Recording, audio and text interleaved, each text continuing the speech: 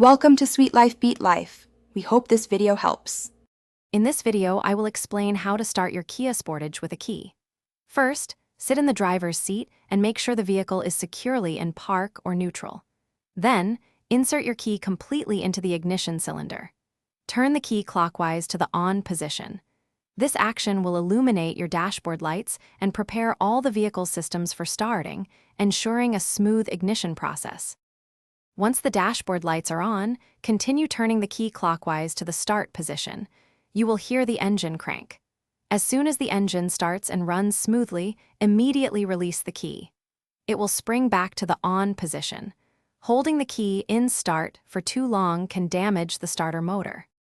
If your Sportage doesn't start immediately, try a few simple troubleshooting steps. First, if the steering wheel feels locked, gently jiggle it left and right while simultaneously turning the key. Also, ensure your battery terminals are clean and tightly connected for proper electrical flow. Always confirm you are using the correct key for your specific vehicle model to avoid any ignition issues. To keep your key working reliably, remember to maintain it properly. Keep your key fob battery fresh for optimal performance, especially for remote functions like unlocking doors. Also, avoid exposing your key to extreme temperatures or water, as this can cause significant damage to its internal components.